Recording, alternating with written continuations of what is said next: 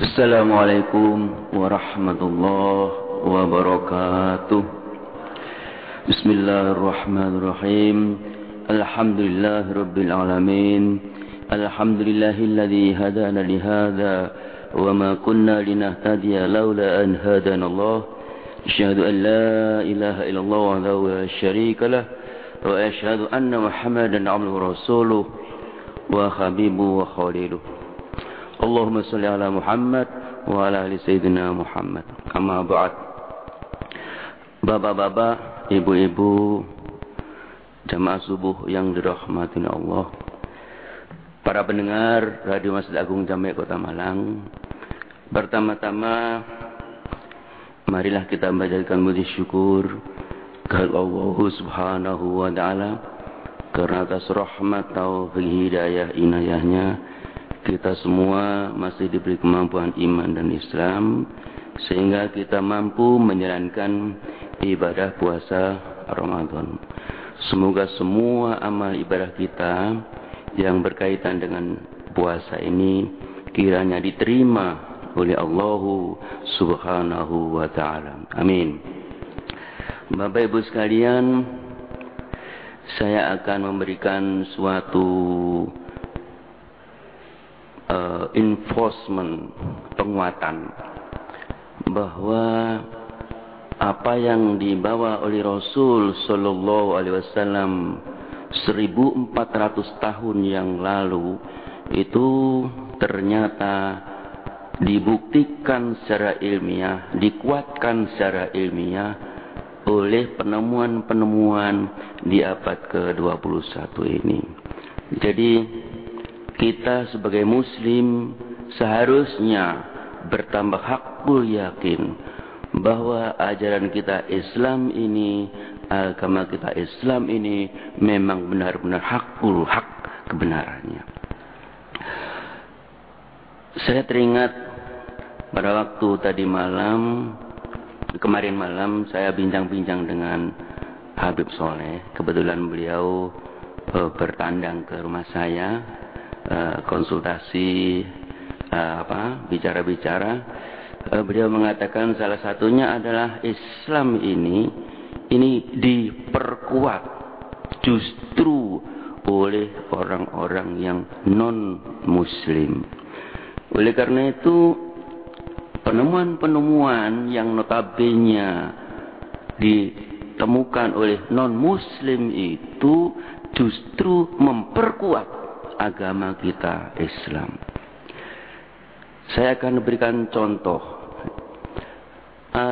Ada seorang profesor dari Jerman, yaitu Profesor Arnold Ehret. Ini seorang dokter, seorang guru besar, ayahnya dokter hewan, kakeknya dokter. Jadi keluarga dokter ya. Jadi ayahnya dokter hewan, kakeknya seorang dokter. Nah, dia pada waktu masih muda, masih sehat, kemudian lulus sebagai seorang dokter.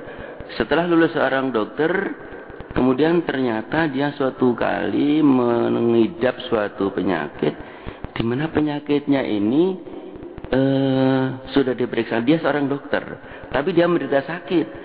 Kemudian berobat ke teman-teman juga, ke dia sendiri juga nggak sembuh.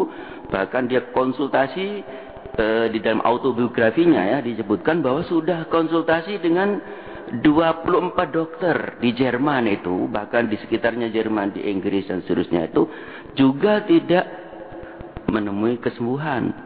Dikatakan dia penyakitnya penyakit Bright, di mana penyakit ini katanya tidak bisa disembuhkan, Tapi dia tidak putus asa. Dia pergi kemana-mana sampai 24 dokter itu juga tidak bisa menyembuhkan. Akhirnya dia menemukan suatu metode, di mana metode ini diterapkan di dalam dirinya sendiri. Jadi dirinya sendiri, tubuhnya sendiri dibuat suatu percobaan karena teman-teman dokternya sudah mengatakan tidak bisa sembuh. Penyakit Bright nggak bisa disembuhkan. Nah, dia lakukan percobaan di dalam dirinya sendiri. Ya, dikatakan percobaan yang sangat gila, kalau dikatakan teman-temannya itu. Karena percobaannya demikian. Dia melakukan puasa. Di dalam puasa itu dia tidak makan apa yang dinamakan di dalam bukunya itu diet tanpa mukus. Kalau di Inggris kan adalah mucusless diet healing system atau the healing system of diet without mucus. Akhirnya dia mengarang buku itu. Nah, itu dia melakukan puasa. Di dalam puasa itu tidak makan daging, tidak makan telur, tidak makan susu, hanya makan buah-buahan saja. Hanya makan buah-buahan saja. Nah, selama seminggu dia puasa. Selama seminggu itu dia hanya makan buah yang namanya buah ceri di situ, buah ceri dikatakan itu. Dalam seminggu itu habis berapa pound gitu ya, 2 atau 3 pound ya. 1 poundnya 0,6 kilo ya. Nah, itu kemudian diujikan diri sendiri. Akhirnya ternyata dengan pola puasa dan hanya makan buah-buahan itu, dia tidak diuji diri sendiri, dia tidak tidur selama 56 jam. Tidak tidur. Dan ternyata kuat. Kemudian diujikan lagi untuk dirinya sendiri, puasa lebih panjang lagi buat dia, 7 hari puasa dan hanya makan buah-buahan. Dan ternyata kekuatannya malah bertambah. Nah, dia dengan temannya muda, yang muda ini malah tidak kuat. Yang lebih muda. Dia waktu umur 30 tahun lebih kuat. Dan itu dari pengalaman itu dia yakini bahwa puasa itu ternyata malah membuat dirinya lebih sehat. Dan hanya dengan makan buah-buahan saja. Dari eksperimen yang dilakukan oleh dirinya sendiri yang ditulis di dalam autobiografinya, akhirnya dia membuat apa yang dinamakan sanatorium. Dan dia ada di Jerman, dia mendirikan sanatorium, didirikan di Swiss. Dan dia sudah banyak mengobati pasien-pasien yang konsultasi kepada dia dan dilakukan cara dietnya seperti dia. Jadi dengan puasa dan hanya dengan makan buah-buahan. Dan akhirnya katanya dia ada ribuan pasien yang sudah sembuh melalui metode dia yang dinamakan mucusless diet tanpa mukus. Mukus, Bapak Ibu tahu mukus itu adalah suatu ada 2 pengertian. Lendir-lendir yang ada di saluran itu namanya juga lendir. Kalau kita batuk ada keluar dahak, itu sebetulnya ada bagian daripada mukus, bagian daripada lendir di dalam tubuh kita. Atau mukus bisa diartikan mukosa. Mukosa itu adalah pelapis daripada suatu saluran di dalam di dalam suatu organ berongga di dalam tubuh kita, contohnya usus. Jadi dalam rongga itu ada namanya mukosa. Mukosa itu pelapis dinding bagian dalam daripada satu organ yang berongga. Mukus di sini adalah musin. Musin itu adalah cairan yang lendir yang keluar di dalam misalnya dalam bentuk dahak dan seterusnya. Nah, dari pengetahuan itu, dia yang puasa dan disertai hanya dengan makan buah-buahan, ternyata kekuatan dia merasakan lebih sehat. Dan itu akhirnya ditulislah suatu buku, resepnya ditulis dari situ. Jadi dengan puasa dan dengan buah-buahan saja dia praktekkan, dia lebih sehat. Nah, Bapak Ibu sekalian, yang menarik adalah yang saya baca dari autobiografinya sendiri. Dia baca sendiri, dia tulis sendiri pengalaman hidupnya itu. Yang menarik bagi kita bahwa puasa itu justru menyehatkan. Bahkan dia ingin membuktikan dia perjalanan dia ke Aljazair, dia perjalanan ke Mesir, itu juga dalam kondisi puasa dan hanya makan buah-buahan. Nah, saya tidak menganjurkan Bapak Ibu sekalian bahwa Bapak Ibu nanti sesuai dengan ini hanya puasa dengan buah-buahan tok. Saya tidak menganjurkan ya. Ini memang spesial untuk dia. Tapi sebetulnya dipraktekkan dia di dalam pasien-pasiennya dipraktekkan. Tapi yang kita garis bawahi adalah ternyata puasa itu adalah bisa menyehatkan dia yang sebetulnya didiagnosis oleh dokter semua penyakit yang tidak bisa sembuh ternyata disembuhkan melalui suatu puasa. Ini notabene kan bukan orang Islam, tapi justru dari penemuan dia sendiri itu menguatkan bahwa puasa itu ternyata menyehatkan. Sumu tasihub. Itu contoh yang pertama. Contoh yang kedua juga non muslim Bapak Ibu sekalian. Ada seorang tokoh ahli pertanian yang namanya Henry Chang. Henry Chang ini orang Cina. Orang Cina ahli pertanian, khususnya pertanian organik. Awalnya dia membuka lahan di Cina. Kemudian dia mengembangkan sayap itu ke Amerika. Dia ke Amerika dan membuka lahan lebih luas lagi di Amerika yang dinamakan pertanian organik. Bapak Ibu sekalian, apa yang dinamakan pertanian organik? Pertanian organik itu adalah pertanian yang tidak diberi pupuk-pupuk kimia, tidak diberi semprot pestisida dan seterusnya. Itu adalah alami. Itu namanya pertanian organik. Nah, dari pertanian organik itu dia akhirnya menyusun suatu buku yang namanya Longevity Through Organic Lifestyle. Longevity Through Organic Lifestyle. Berumur panjang melalui pola hidup organik. Yang menarik Bapak Ibu sekalian, yang menarik adalah di samping makanan organik yang diterapkan, ternyata dokter yang notabene non-Islam itu menganjurkan agar orang-orang itu melakukan puasa. Non-Islam ya, tapi menganjurkan untuk puasa.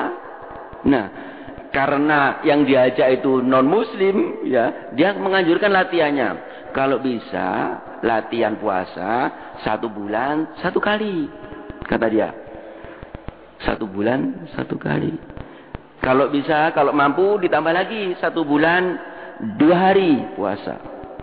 Kalau mampu katanya dia 1 bulan 3 hari, kata dia.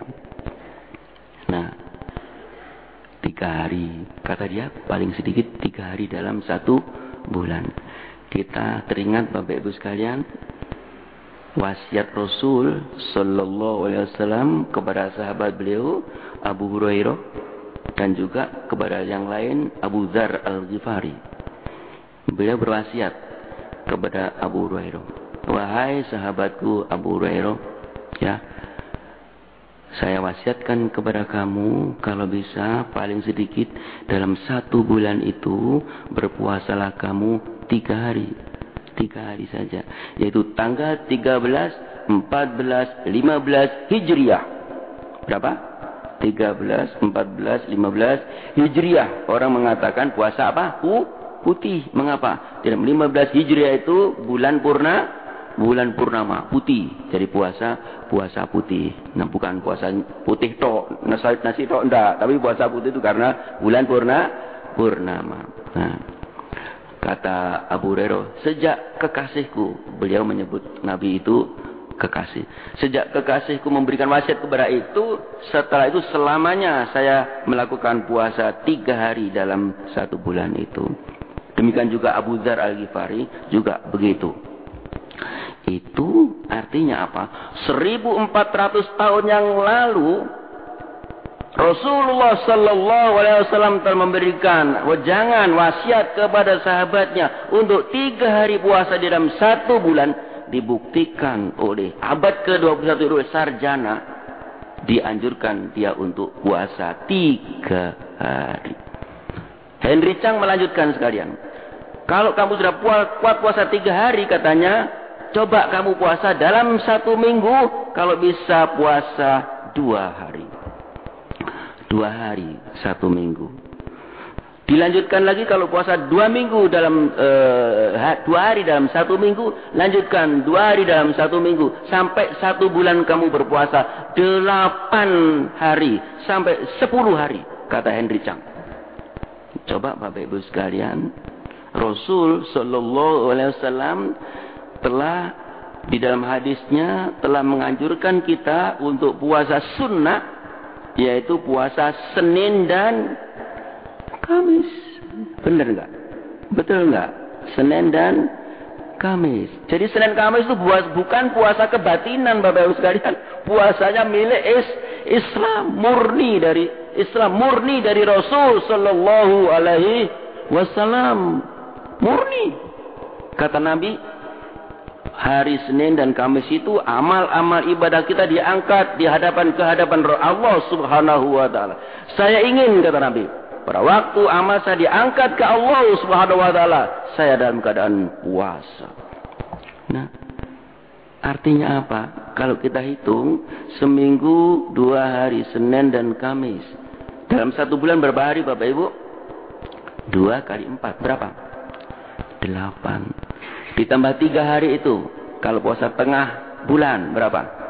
11. Nah, apa yang dikatakan Rasul Sallallahu Alaihi Wasallam 1400 tahun yang lalu telah dibuktikan, telah dipraktekkan oleh seorang Dr. Henry Chang, dan itu sudah dipraktekkan juga oleh ribuan orang yang mengikuti petunjuk daripada Henry Chang ini, dan ternyata mereka memang lebih sehat.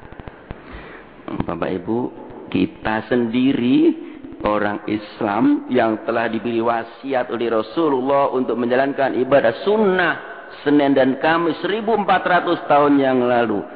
Kenapa? Kita tidak praktekkan, kita tidak amalkan puasa sunnah ini, yang notabene sudah dilakukan oleh orang-orang non-muslim. Bapak Ibu, setelah Ramadan, kalau Ramadan kan biasa kita banyak teman kan, temannya banyak, semuanya muslim, semua orang muslimah puasa di luar Ramadan. Coba Bapak Ibu sekalian, paling sedikit puasa Senin dan Kamis. Minta kepada Allah, mudah-mudahan kita diberi kekuatan, insya Allah kita kuat ya. Seringkali di dalam ceramah saya sertakan contoh teman saya. Kan di atas Senin Kamis, kata Nabi, puasa yang paling tinggi itu adalah puasa Nabi Daud. Ya kan? Puasa tidak, puasa tidak, puasa tidak. Ya kan? Itu teman saya. Ya, seorang dokter. Ahli bedah. Ahli bedah itu ada 2. Ahli bedah umum. Kalau ambil lagi spesialis, subspesialis, dia ahli bedah urologi. Ahli bedah apa? Urologi. Golongannya perkencingan, ginjal dan seterusnya, ginjal, prostat dan seterusnya, itu ahli bedah urologi. Gelarnya SPU, spesialis urologi. Nah, itu seorang dokter ahli bedah subspesialis, sekarang menjabat direktur di Malang ini, Rumah Sakit Saiful Anwar Malang ini. Sekarang menjabat juga sekarang ini. Apa yang dilakukan? Dia melakukan puasa Nabi Daud. Nabi Daud puasa tidak, puasa tidak. Umurnya sekitar 45 tahun Bapak Ibu. Belum sampai 45, sekitar 45-50 tahun. Masih tua saya. Ya. Dia melakukan puasa Nabi Daud. Seorang dokter spesialis, subspesialis, direktur lagi. Melakukan puasa Nabi Daud. Masya Allah. Kita yang sibuk, kita tahu seorang direktur itu sibuknya bagaimana. Saya aja yang ketua jurusan di Fakultas Kedokteran kadang-kadang sudah cukup sibuk itu. Saya yang kecil, ketua jurusan aja sudah sibuk. Dia seorang direktur rumah sakit, betapa sibuk. Itu pun masih menyempatkan untuk puasa Nabi Daud. Bahkan walaupun ada undangan yang makan banyak, yang makan enak-enak, dia kalau waktunya puasa, ya tetap puasa. Pada sekali waktu jejer dengan saya, enggak makan, enggak, waktunya puasa. Artinya puasa pas puasa Nabi Daudnya itu pas puasa dia. Jadi tetap enggak makan, konsisten dia, konsisten, tegar, tegas, tetap dia menjalankan puasa Nabi Daud. Ya kalau kita Bapak Ibu, enggak usahlah Nabi Daud, berat rasanya ya, kan berat. Puasa tidak puasa tidak. Saya lebih suka puasa Senin Kamis lah. Kalau bisa Senin Kamis saja sudah bagus Bapak Ibu. Asal istiqomah, konsisten, istiqomah. Bapak Ibu, itu yang akan saya berikan kepada Bapak Ibu sekalian untuk menguatkan kita apa yang di statement yang dikatakan oleh Habib Soleh ternyata benar. Bahwa Islam ini diperkuat oleh orang-orang di luar Islam. Islam ini dibuktikan oleh seorang profesor, Arnold Ehret, yang tadi orang Jerman itu. Diperkuat oleh Henry Chang, orang doktor pertanian tadi itu. Belum lagi, tambah lagi banyak yang memperkuat lagi. Mungkin 1 tahun yang lalu saya katakan, di Fakultas Fukuoka Jepang dilakukan percobaan dengan hewan coba. Hewan coba satu dibagi 2 kelompok. Satu kelompok diberi makan sepuasnya, bebas, makan bebas. Satu kelompok dipuasakan, diikuti perkembangannya sampai mati. Jadi 2 kelompok tikus itu diikuti perkembangannya sampai mati. Ini di dalam bukunya Michel Cook. Ada Michel Cook ya. Michel Cook itu ahli gizi. Dia mengemukakan penelitian di Jepang. Diikuti perkembangannya. Yang diberi makan sepuasnya dengan yang dipuasakan selama 2 hari dalam seminggu atau 4 hari dalam 2 minggu. Dipuasakan, diikuti terus perkembangannya. Ternyata Bapak Ibu sekalian, tikus atau hewan coba yang diberi makan sepuasnya itu mati lebih dulu dibandingkan tikus yang dipuasakan. Ini bukti ilmiah. Jadi biasanya di dokter atau kita di fakultas kedokteran itu menggunakan hewan coba, dan itu telah dibuktikan secara ilmiah. Juga di dalam Institut Nasional juga dibuktikan bahwa hewan coba yang dipuasakan itu umurnya jauh lebih panjang. Nah, ini ajaran Islam dibuktikan sendiri oleh non-Islam. Ini puasa. Itu spesial. Jadi akhirnya bukti-bukti ilmiah mengenai puasa. Satu yang saya katakan Bapak Ibu sekalian, ada bukti ilmiah mengatakan bahwa umat saya, kata Nabi, umat saya itu makan umat saya itu makan itu adalah sebetulnya adalah secukupnya. Artinya sekedar untuk menguatkan badan, tulang punggung kata Nabi, untuk ruku dan sujud, untuk menguatkan. Artinya apa? Artinya umat saya ini adalah umat yang tidak berlebih-lebihan di dalam makanan. Ya. Ini ternyata juga dibuktikan secara ilmiah. Buktinya ini, saya berikan contoh buktinya. Ada hewan coba, ya. Hewan coba ini dinamakan hewan coba transgenik. Artinya transgenik itu genetiknya, kromosomnya, gennya itu direkayasa oleh sebelum dilakukan percobaan itu dilakukan rekayasa, dinamakan transgenik. Jadi kromosomnya dilakukan rekayasa, diutek-utek begitu, agar supaya nanti dilihat kalau diutek-utek itu mesti kromosom mengalami gangguan. Nah, dibagi yang hewan coba setelah diutek-utek tadi kromosomnya, genetiknya, gennya dibagi 2 kelompok. Yang satu kelompok satunya ini diberi makanan dilos sak puasnya, diberi makan sak puasnya. Yang satunya ini diberi makan tidak berlebih-lebihan, artinya kalorinya, makanannya dibatasi, gak berlebih-lebihan, makan secukupnya, tidak berlebih-lebihan. Ini dilos, diikuti perkembangannya, transgenik tadi itu. transklinik atau ilmiah didik ya, tidak apa-apa ya, di tiga perkembangannya. Kemudian dilihat perkembangannya. Ternyata Bapak Ibu sekalian, tikus transgenik tadi, hewan coba yang transgenik tadi itu, yang diberi makan sepuas-puasnya itu tadi, itu mati oleh timbul kanker dan mati dalam 3 bulan. 3 bulan mati. Sedangkan yang kalorinya atau makanannya dibatasi itu, ternyata hidupnya lebih lama. Hidup lebih. Ini kan 3 bulan mati. Ini lebih lama. Dan timbulnya kalau 3 bulan sudah mati kena kanker, yang dibatasi makanannya ini 18 bulan kemudian, 1,5 tahun baru muncul kanker. Artinya apa? Artinya kalau kita makan berlebih-lebihan, menurut hewan coba ini mati kankernya lebih dulu. 2-3 bulan sudah kena kanker, mati kena kanker. Sedangkan makanan yang terbatas, yang secukupnya ini tadi, baru muncul kanker. Itu 18 kemudian, 1,5 tahun baru muncul kanker. Mekanismenya bagaimana? Mengapa kok yang makan berlebih-lebihan itu mudah muncul kanker dan mati? Mekanismenya begitu. Begini mekanismenya. Kalau kita makan berlebih-lebihan, makan banyak ya, berlebih-lebihan, makan banyak, 5 piring, 6 piring, 7 piring sehari ya.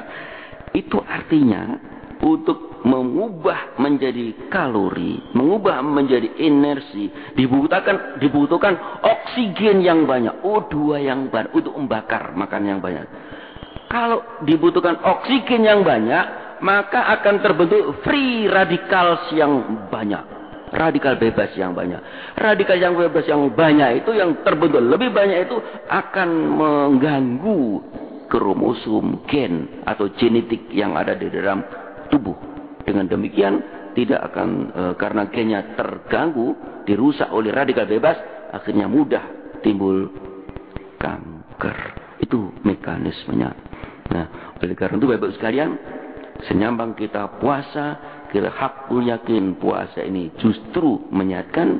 Yang kedua, di luar Ramadan nanti kita jangan berlebih-lebihan untuk makan yang berlebih-lebihan. Dari sisi kesehatan juga bagus kalau kita tidak makan berlebih-lebihan. Di dalam sisi agama juga sangat-sangat dianjurkan agar tidak makan berlebih-lebihan. Karena makan berlebihan, kata seorang sufi, adalah bisa mematikan hati. Nah, seperti Rasul Sallallahu Alaihi Wasallam. Ya, ini saya ingatkan aja. Ini mumpung masih awal-awal Ramadan. Rasul itu kalau berbuka, berapa yang dibuka oleh Rasul? Kurma. Berapa biji? 3 biji kurma. Apa artinya? Kurma itu adalah buah. Jadi artinya yang di takjil Rasul Sallallahu Alaihi Wasallam kurma. Artinya takjilnya beliau adalah buah-buahan. Ini dibuktikan secara ilmiah bahwa makan buah itu yang bagus adalah sebelum makan. Ya, kita kan salah, ya kan? Kalau makan buah itu apa? Sesudah makan. Cuci mulutnya sesudah makan buah. Yang benar sebetulnya buah itu adalah sebelum makan. Itu yang benar itu sebetulnya. Makan buah itu sebelum makan. Takjil itu makan buah dulu. Nah, yang benar buah. Nah, kalau tidak ada buah, kata Nabi, diganti air putih, kata Nabi. Air putih itu sudah juga bagus. Nah, itu takjilnya. Nah, kalau saya gabung, ada buahnya, ada air putihnya, ada madunya. Ya, karena madu itu memang bagus. Madu ada mengandung 4 komponen.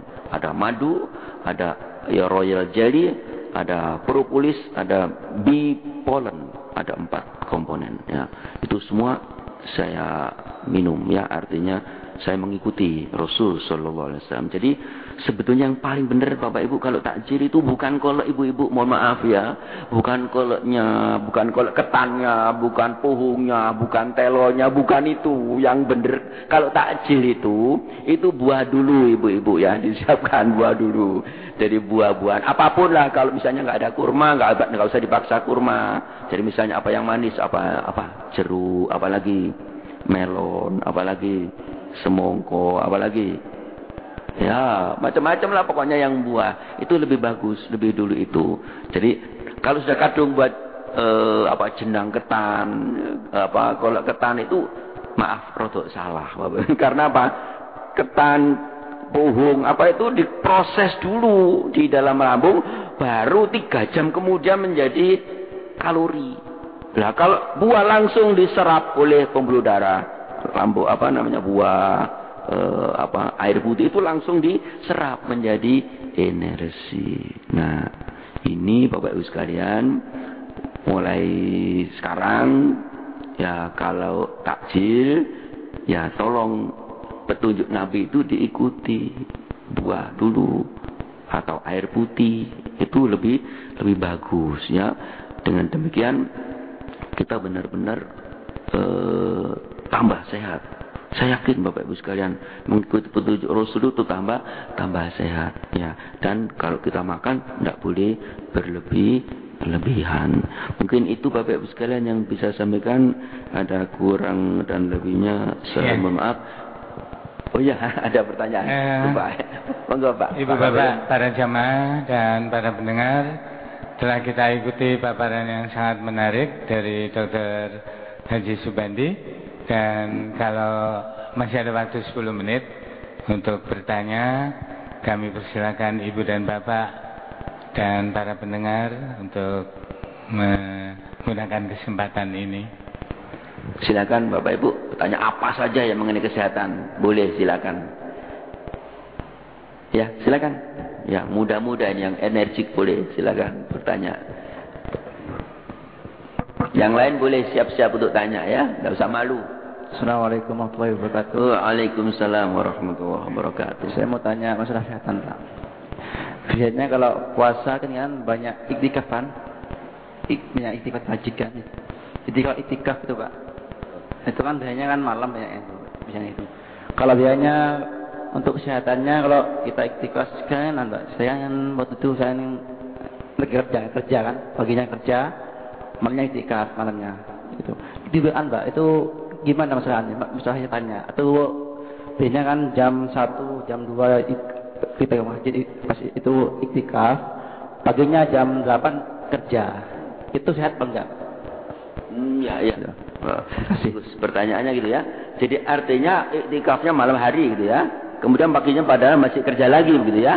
Oke, pertanyaan bagus. Artinya bahwa apakah puasa itu untuk kerja bagus apa enggak? Padahal kita iktikafnya jam 1, jam 2 malam bangun gitu ya. Bangun. Bapak Ibu sekalian, sebenarnya itu yang salah itu bukan iktikafnya Bapak ya. Yang salah bukan puasanya ya. Jadi sebetulnya tubuh kita itu akan menyesuaikan diri. Ya. Kita sebetulnya itu pandai-pandai untuk mengatur waktu. Ya, saya sama dengan adik-adik ya, sama. Saya juga bangun antara jam 3, setengah 4, kemudian sholat dan seterusnya, kemudian pergi kerja. Setelah kerja kadang-kadang pulang sampai setengah 5, kemudian kadang-kadang jam 2, jam 3 pulang, kemudian setelah buka kerja lagi sampai jam 10 malam ya, ke jam 9 sebelum karena praktek ya kan, jam 9 jam 10. Itu pun nggak apa-apa. Jadi sebenarnya yang menjadikan kita ngantuk itu sebetulnya coba dihitung jam tidurnya. Tidurnya itu kalau secara ilmu kesehatan itu kita dianjurkan tidur antara 6 sampai 7 jam. Itu sebetulnya sudah bagus. Bisa kadang-kadang 5 jam, 6 jam sampai 7 jam itu sudah cukup ya. Jadi kalau kita sudah tidur sekitar 6 jam itu sebetulnya sudah sehat. Walaupun itu dalam kondisi puasa. Tadi saya katakan Profesor Arnold Ehret tadi itu malah tidak tidur. Dia dicoba sendiri 56 jam tidak tidur. Padahal dia dengan dengan puasa dan makan buah-buahan saja. Jadi artinya tolong dihitung. Kalau saya hitung biasanya. Saya ini tidur berapa jam kah yang ngantuk ya? Kok ngantuk? Kok kalau kurang misalnya masih tidur 3 jam. Ya wajar kalau ngantuk. Wajar, sangat manusiawi. Fisiologis tubuhnya minta tidur karena memang kurang, jatah tidurnya kurang. Nah itu ditambah lagi tidurnya. Misalnya siang tidur 1 jam atau 1 jam setengah, sehingga total malam dan siangnya sudah tidur sekitar 5 jam atau 6 jam. Itu sudah insya Allah sudah cukup. Sudah tidur sampai 5 sampai 6 jam. Walaupun ada orang yang spesial itu kuat memang, itu nggak bisa dicontoh. Ada yang tidur dalam 24 jam cuma 3 jam 4 jam, ya kuat, sehat, nggak apa-apa. Itu spesial, kasus spesial. Tapi yang normal rata-rata kita kan kebanyakan, orang kebanyakan gitu. Kebanyakan itu rata-rata ya 5 jam 6 jam tidur, itu sudah kuat.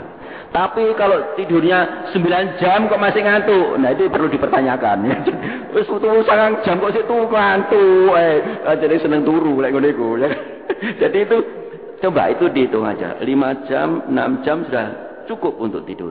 Jadi saya tegaskan bahwa iktikaf kalau sudah ya kalau Mas ngantuk tidur lagi sambil nunggu subuh gitu kan. Kalau Nabi kan begitu. Nabi itu tahajud ya.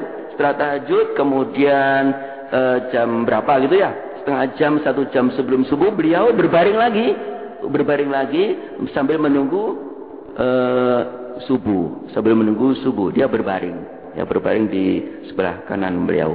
Nah itu kalau dipraktikkan oleh Nabi, itu pernah dipraktikkan oleh Kiai Hasan dari Meranggen ya, Semarang dulu.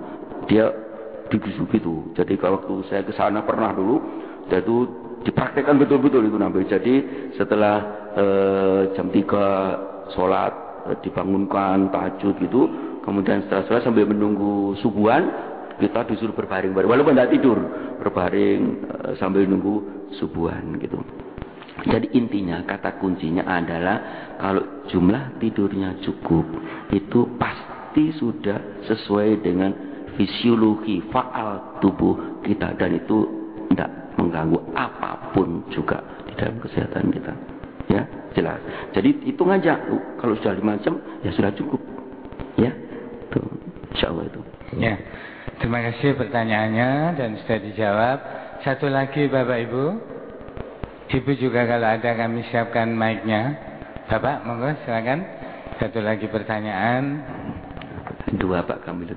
Langsung sekaligus 2. Maju aja Bapak. Mas, maju Mas.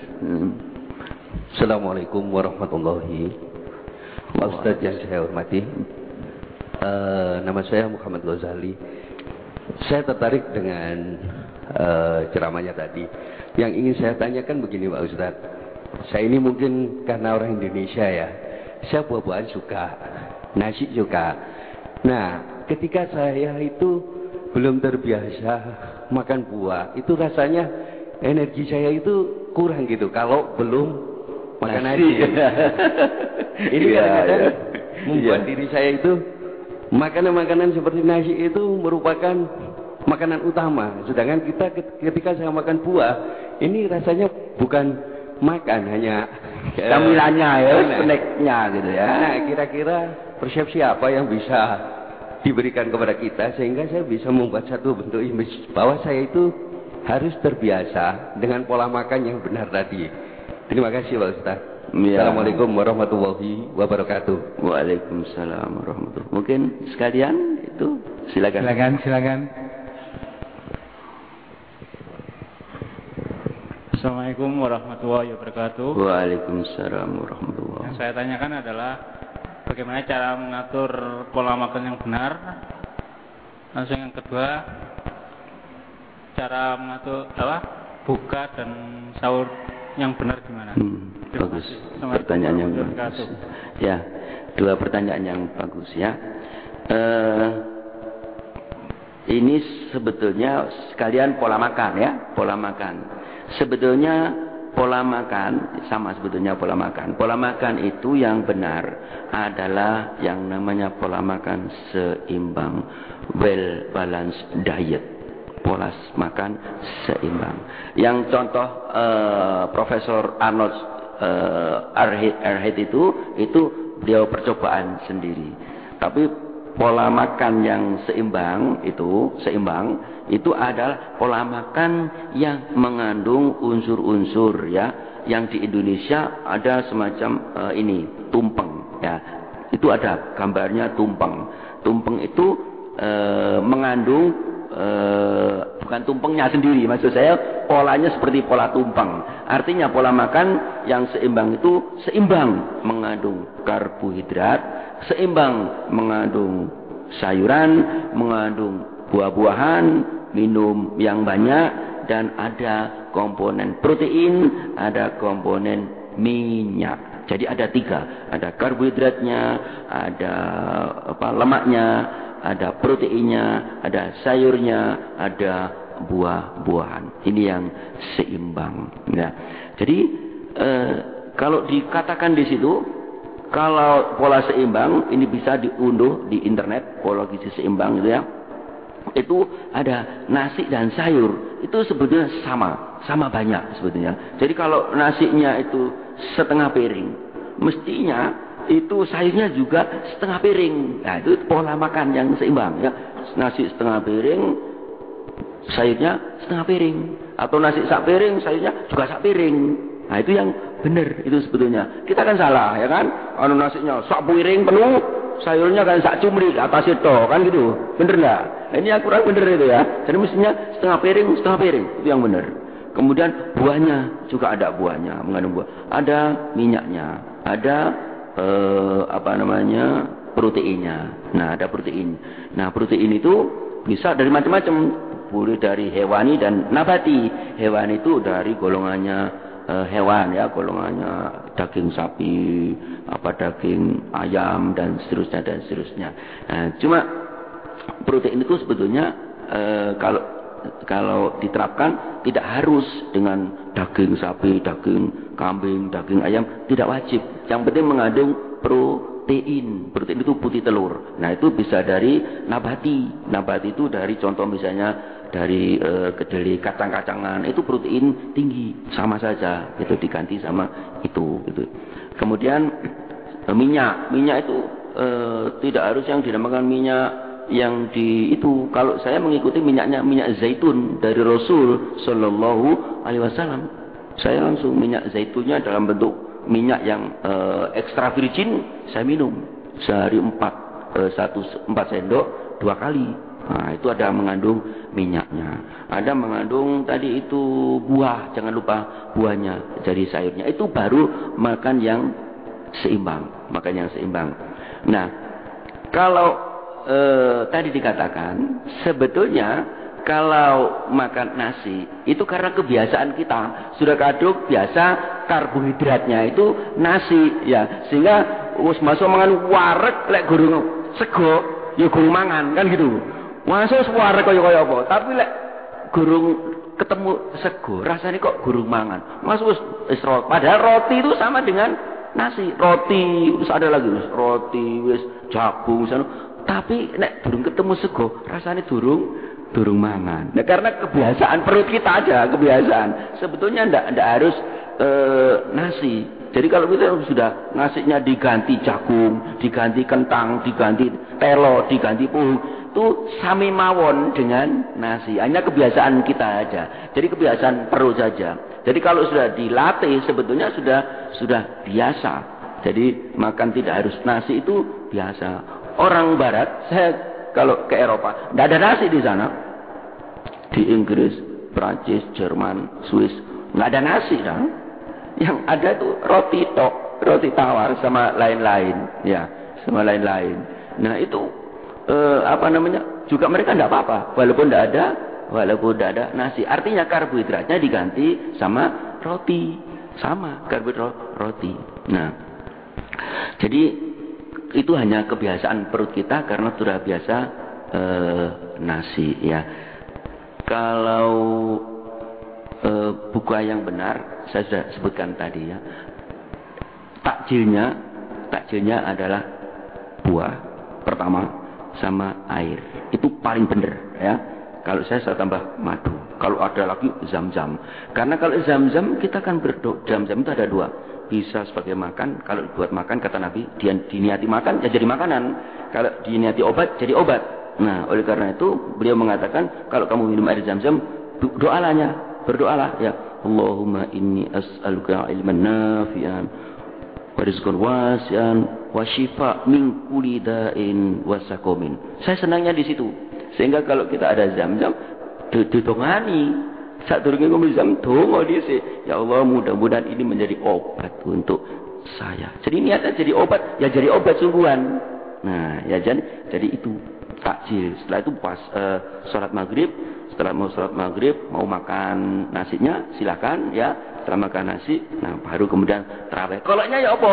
Ya engko ae mari tarawih. Kolok wis kadung gawe kolok mosok gak dipangan. Ya kolok engko ae mari tarawih baru koloknya kan gitu. Kalau kolok dulu salah. Katanya dulu salah ya, salah. Jenang dulu salah. Kalau takjil itu salah.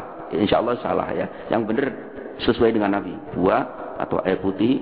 Kalau ada madu, tapi madu asli.